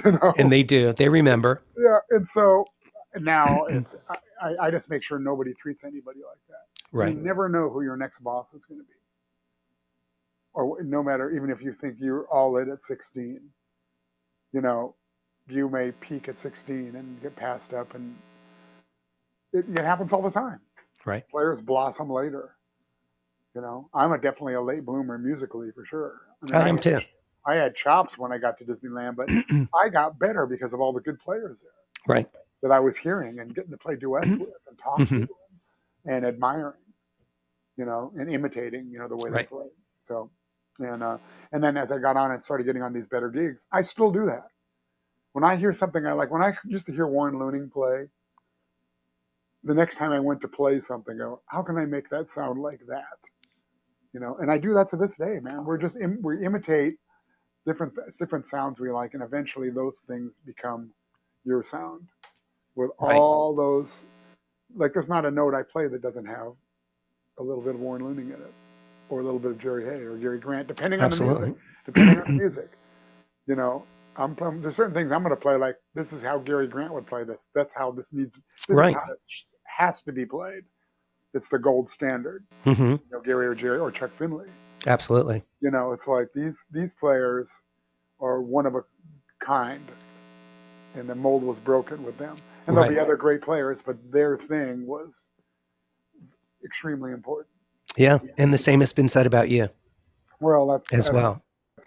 And I can say that. True, and maybe it's not, but maybe it is to somebody younger. They're looking at the guys of Dan Finero and Ralph Shear and John Lewis and these different players. There's many remarkable. They're remarkable. They are. Players. Dan Rosenboom and Michael Stever and Aaron Janik, man, my God, have you heard this guy play? Yeah. 31 years old, man. There's so many great young players coming up that'll inspire the kids that are coming up now. Wayne, we have an audience member that, Chris, who wanted to jump in the conversation for a moment before I get to my last question. Hi, Chris. You can unmute yourself. Oh, yes. Hello. Thank you so much. In San Francisco, very great show. I really appreciate all the information. Our pleasure.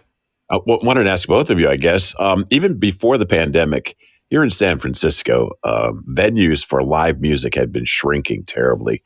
Musicians have been finding it very hard to find places to play. And I was just curious, is that happening all over the country, all over California? Is that a trend that's going on? And thank you so much for your answer. Great question, Chris, and thanks for joining us today. That's global. I spoke to a friend in Italy, and it's the same there. It's certainly here.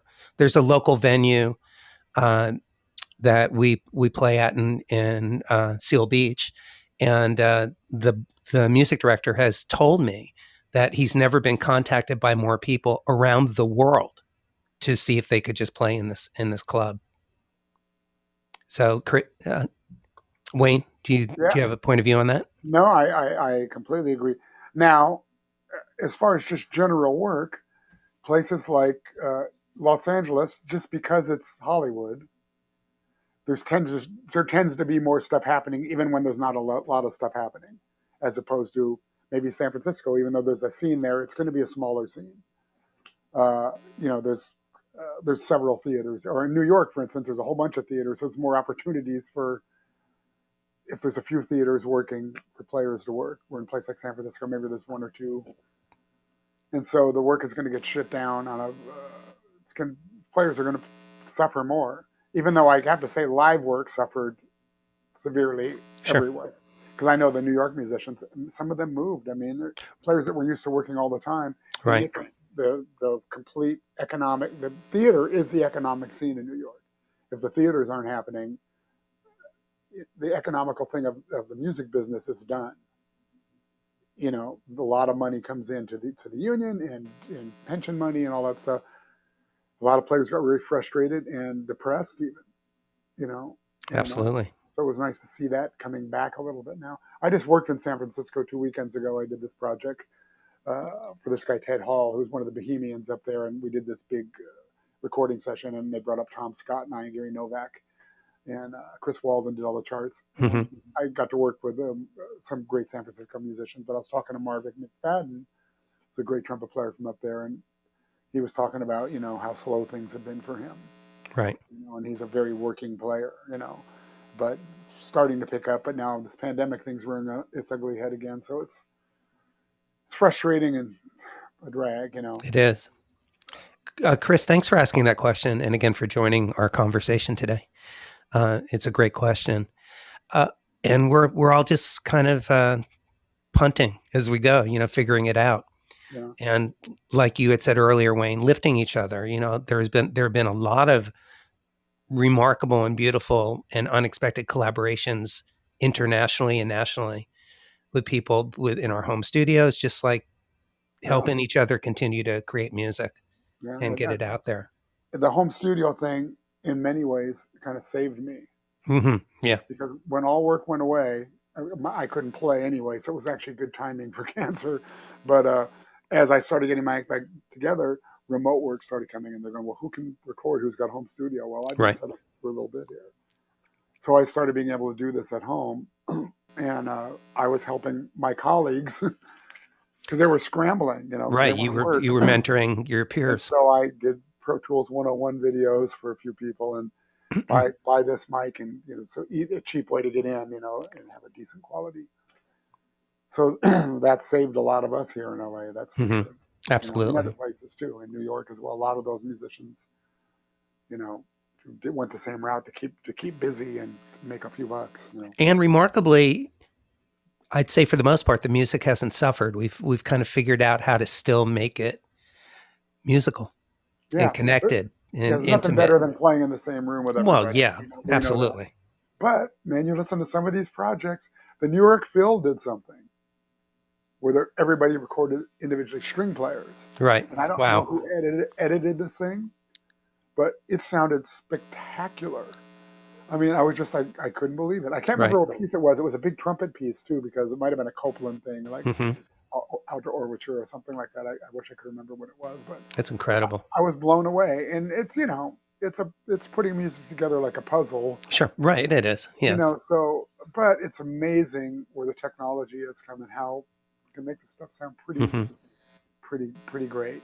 Yeah. So, I hope they don't ever make it sound too great, because I love playing with other people, and I hope a lot of these accounts don't decide to stay this way because of the almighty dollar. Yeah, that's true. But we're hungry to be in the room together with each other. For sure, yeah. Yeah, that's not going to go away. Our drive to make sure that we all get to actually interact together and see each other and hug each other and see, like, literally feel it, taste it, be in the room together. The first session back that I did, that Minion session, it was the weirdest feeling, because we hadn't played in the room together for a year and a half. Yeah, you were talking about maybe showing up in pajamas, as a joke. Because I do a lot of recording in my pajamas. Right, our standard studio outfit. Come on in here, grab my coffee. All right, let me knock these straps out. Whatever. But it's been nice to be set up here, actually. So. Absolutely, I'm glad that you are. We're going to build a separate structure, actually. I mean, it's gotten to the point where I'm going to build Good. We're going to build a big room in the back. We've been talking about it. I've gotten a couple of people to come over and take a look, and that'd be great. So we can gain another room in the house, and my wife doesn't have to hear screeching trumpet either. There's that. Right. That'll be a good thing for the world. Yeah, on every level. My wife especially. Starting with your marriage, right? Yeah, I'd like to keep that together. Wayne, my closing question is, at this point of your life, with everything that you know to be true, what would you tell your younger self? Well, you remember all those hoodlums I was hanging out when I was young? That's the guy I'm talking about. I wish I would have. It's almost a curse that I had this other racing thing, because I was a band guy. I mean, I love band. I love going to festivals, and I love playing more than anything. And I wish I would have dove into that and practiced harder, because I had natural ability, and it took me a long way. But natural ability will only take you so far. Right. There's certain things you have to learn about and experience. And for me, I was too busy running. Even later, even after high school, right after I was working on cruise ships. Mhm. And like the sax players are in the theater during the day, on the day off, and practicing their flute through doubles and stuff. Mhm. And I'm in port, like it's on, like let's go have some fun at the beach, I'm getting a suntan, Mhm. and I wish if I went back, I would be as dedicated as I am now back then. Yeah. Because I feel very fortunate that I progressed and got to where I am even with the tactics I used, because that's not a path that any teacher would ever recommend. Right. But the reason I think I gained some ground getting better at this was because I did listen. I listened to players, and when I heard something that I never thought I'm better than this, I thought that person plays that, but that sounds better than the way I do it. And I would lodge that, and I would practice how they did that. Like I said, I do that to this day. And I think because of that, so that's why I tell young people now that, man, listening to the recording, whatever, and imitate it. Because you're going to learn more from that than me telling you, oh, do this with your jaw. Oh, yeah, this is how you do vibrato. Just try to imitate the vibrato you hear and see what you come up with. And if you're doing something really weird, and I'll correct that. Right. It's a good. There was a kid at camp. I teach at Idlewild Jazz Camp, Mhm. and there was this pretty good trumpet player, and he loved Harry James. He was like 15 years old, but he was playing like Harry James, even on bossa novas and stuff. So I was going, no, you really can't do that vibrato. But he did. He sounded pretty great, but he was going. He actually made the vibrato by moving his horn up and down and shaking it on his lip, which just causes all kinds of trauma. I go, man, you're going to run into big problems with that. So I was trying to show him just you can use your hand, Right. shake the horn slightly, you can do that. You don't have to go, And so, but it sounded good. So, all right, he's imitating the sound. Now, how do we get you to use the right tool for that job? Right. And so that I spent some time with him that whole week of doing that. And but you learn a lot from just listening and imitating. And so I guess that's I can't think of anything else but that's the path I would take again. Right. Sure. Be more dedicated at a young age, for sure. Well, I can't even imagine how what the level of your playing would be if you had done that, because it's still at such a high level now. But again, because of focus and hard work and desire, hunger to be the best that you can be. I wanted to work, and I also thought when I was young that the music business would be beating my door down, because from the time I was 15, I mean, before that I was working in machine shops, and even after that, but I got into this top 40 band in East LA called City. And there I was 15 years old, and everybody was 19, 20, some older. Right. And I was playing in this big band, and the bass trombonist, this guy Pete Beltran, who used to play on Buddy Rich's band, great bass trombone. He goes, hey, we need a trumpet player for this band. And so I got into this band, and all of a sudden I'm working every weekend. I'm playing weddings every Saturday and Sunday. And it was, $50, whatever it was, $50 cash. Mhm. 10th grade, man. Yeah. And I'm making money playing my horn on the weekends. My mom would have to drive me to the gigs. Mhm. So I just thought, oh man, that's great. I don't need any other jobs. Right. I'm always going to be working. Right. Yeah, and I was kind of for a little bit, But then when high school ended and things changed, and I got fired from a band in East LA called Ace, which was the most working band in LA. They're still together. Wow. Working. I got fired because I was irresponsible. I showing up late. I showed up late to rehearsals, and I remember them I'll never forget this, them saying to me, go, we just don't, we look at Ace in the future, we just don't see you here. And maybe they were right about that, because that wasn't going to be my life. Right. That's your life. But I had kind of a bad attitude. I thought I was hot shit. Right. You didn't respect the opportunity. They were right. They had every right to fire me. It's the only job I've ever been fired from. So they taught me a valuable lesson, those guys. Jim and Bob Tullio, that was their names, these brothers. Cool guys. I'm friends with them on Facebook, and they're awesome. And they still work, man. It's unbelievable to me. And I see Ace, everywhere. They're still playing the same gigs and, making more money probably than they Yeah. did back then. But Yeah, they're up to my 100 now. my first my first nightclub gig was with Ace, man. We played this Mhm. club called the Ivanhoe, and it was in Temple City. Mhm. And I was, 16, maybe 17 years old at that point, and playing at this club, disco club, and playing 4 hours a night and having to go to school the next day, Right. which was another reason my grades were faltering probably, I would imagine. just Yeah. because I was, and I'm hanging out with these hoodlums and it's all on, so. But I wouldn't change anything, man. I have some really great experience under my belt that can't be taught Right. Right. from some of the other things we talked about that Sure. weren't so fun. Absolutely. Definitely a learning experience for sure. Yeah, they make us who we are. Yeah, I didn't end up, I didn't end up in the right college or anything, but the Chino Correctional Institute taught me a lot of stuff. I was never there. That was your Juilliard, your North Texas State. Yeah, I said, oh yeah, you did that? Yeah, I was in jail. I learned a lot there. Right, first chair. Yeah, I was first chair. Have you been to Laos before? Then Right. Don't talk to me about experience now. I'm ashamed that happened to me, I wouldn't be. I mean, stupid, but I would it's only be funny, ashamed. It would make more sense to be ashamed if you were still behaving like that. But my colleagues make me tell these stories all the time. Yeah. But I have a couple of other stories too that I won't share now because they're long-winded, but other dumb things I did. But they always go, oh man, tell the story about the time when they thought you were the Skid Row slasher. There was a murderer that was murdering people on Skid Row, and I fit the composite drawing. You did? And I got pulled over, and at gunpoint, cops on the ground, laying on the ground. We'll share that for another time we get together. But I didn't do anything wrong. Of course not. But it was scary as hell.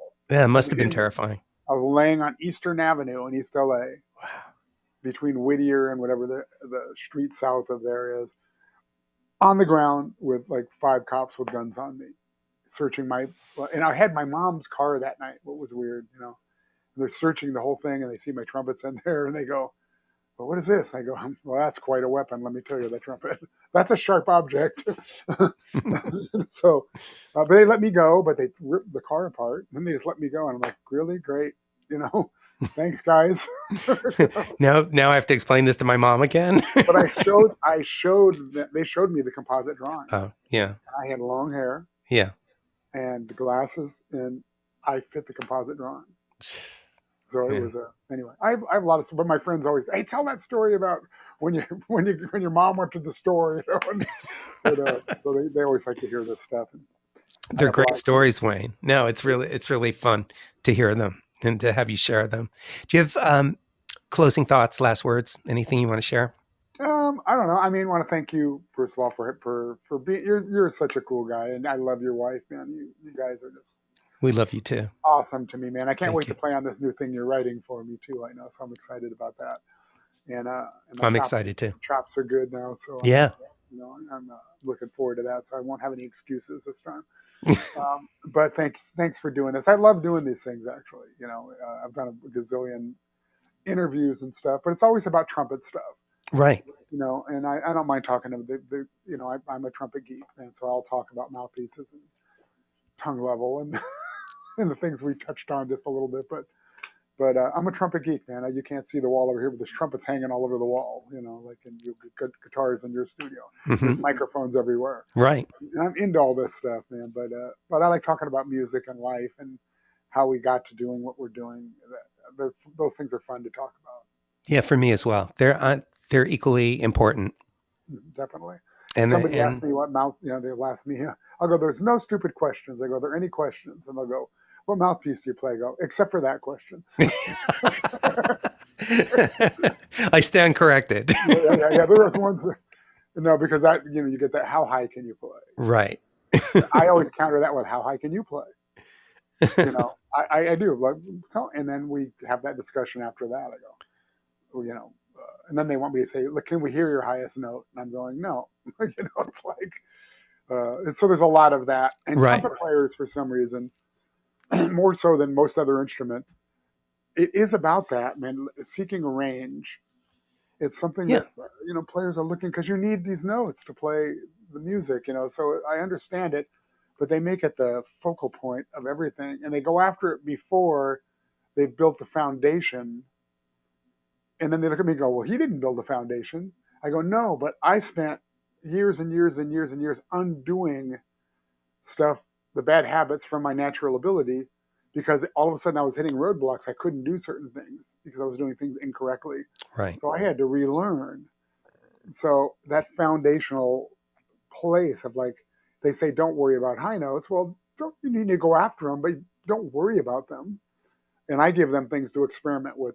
I give them tools to discover with. And I tell them, every trumpet player in this room can play a double high C. You haven't figured out how to do it yet. You can do it. You haven't discovered it yet, as you would say. It. And maybe you won't. Maybe your physical makeup will keep you from discovering that. Maybe you will never have that. Maybe your teeth are like this on the front, and it's going to be weird. Mm-hmm. Or for a number of reasons, But most players you can kind of figure out by experimenting with doing things with the jaw and different things that we do. Here I go, I'm talking about trumpet geek stuff now.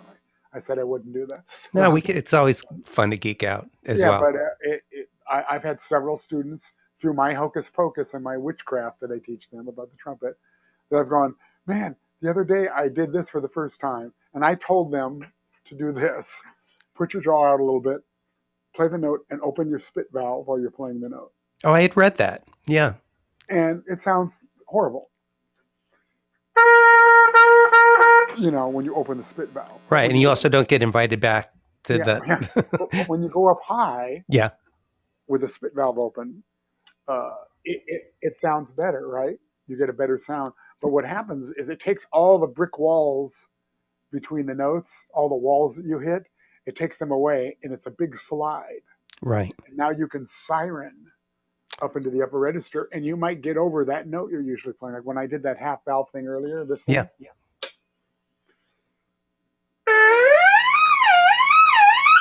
Now it's a siren. You don't hear click, click, click, click, click. You don't hear all that. You hear all those slots. Right, because you open the spit valve.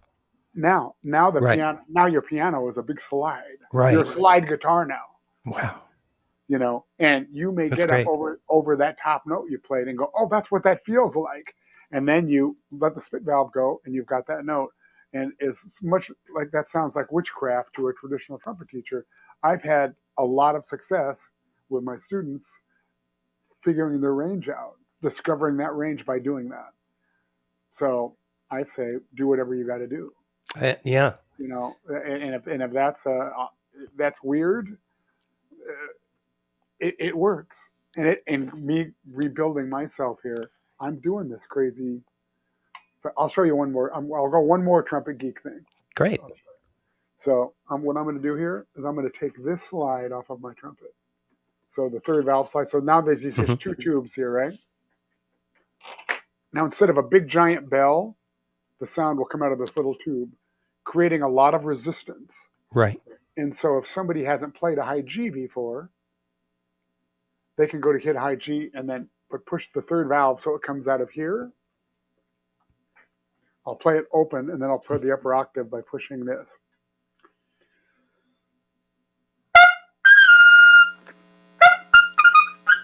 I'm not very warmed up, but it comes out pretty easy. Yeah. I mean, it doesn't sound very good, but you can see what that note feels like on your chops. It's like, it's like playing a piccolo trumpet. It's kind of... It sounds like a piccolo. Kind of yeah. So you can do that and remember where that feels like, and then put the slide back on, then play it on the horn like that and go for that same feeling. So there's some outside the box things that I like to teach and show young people, and their teachers usually tell them, "Oh, don't listen to that. That's cheating." Well, I'm not telling you to play the gig like that. Right. I'm telling you to experiment. Right. You also buzz your mouthpiece to warm up. You wouldn't play just the mouthpiece on the gig, right? Of course not. It's a tool to develop something, So anyway, well, this is a great way to end our conversation with this mini masterclass, which reminds me that if anybody wants to study with you, they can. You're available locally, internationally. Go to your website and reach out to you. WayneBergeron.com. Drop me an email, or there's an agent on it, but you don't have to go through the agent for that. just send me an email and we can do a Zoom thing sometime. My schedule's all over the map, so a lot of times it takes me, I'll say I can't do this for 3 weeks or whatever, but I've done quite a few, and I have a Yeah. few like in my waiting queue, that I'm about to get to, down the road here at some point.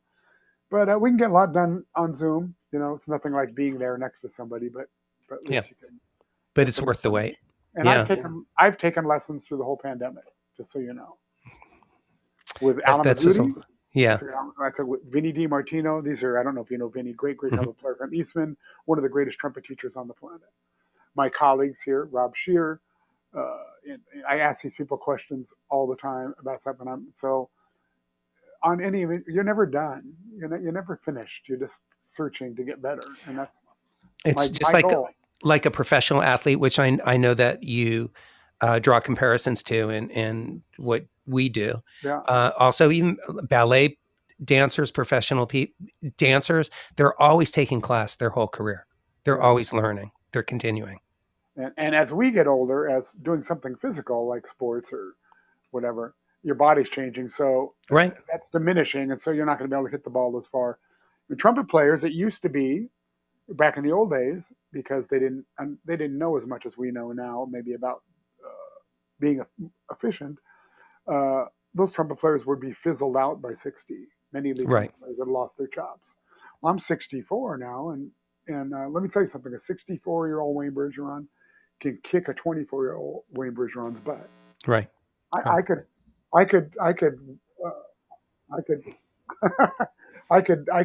whip that guy's butt right now. Yeah. Yeah. In every way. Right. On the trumpet, physically. And so we're doing something right if we're, eventually we'll hit that wall where we're going, okay, enough of this already. The body doesn't want to do it anymore. But we make those adjustments. We learn to be more efficient and learn that it takes a little more time to get there maybe as we get older. And it takes me a little longer to get warmed up now. That's okay. Once I get it going, Same here. Yeah. So. But the end result is better than ever.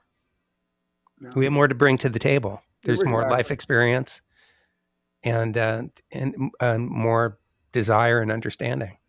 Yeah, definitely, man. That's the beauty. That's for me. That's the beauty and with every new year that we add to our life. Yeah. I feel pretty lucky, man. I'm very, I never take any of this for granted. I'm like, I get to do this, man. I get to play, man, I play the trumpet. How cool. My mom was so proud of me, but not, I'll end with this. As we talked about earlier, you asked me like what your parents think when you want to be a musician, right? Well, of course, they're like, my dad, you can't make a living playing the damn trumpet. I know you like to do that and all, but you got to get a job. So I started working in machine shops.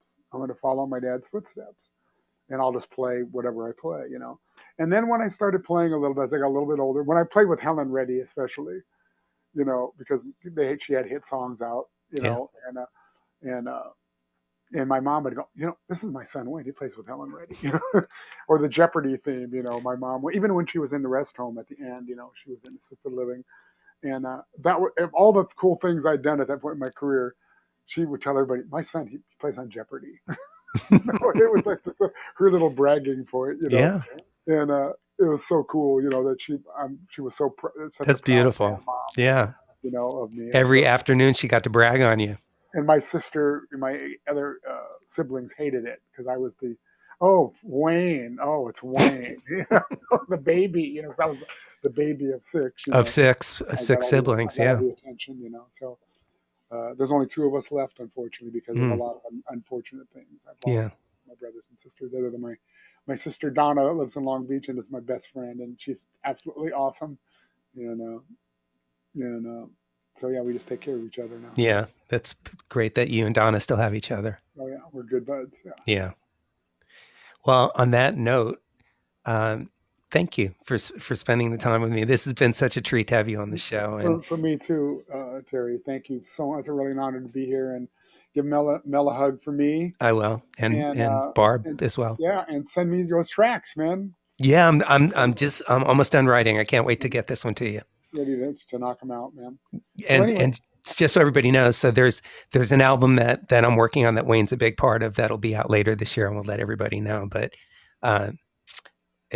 I'm really excited about our collaborations. It inspires me to write for you. So Don't work too hard. Too late on that.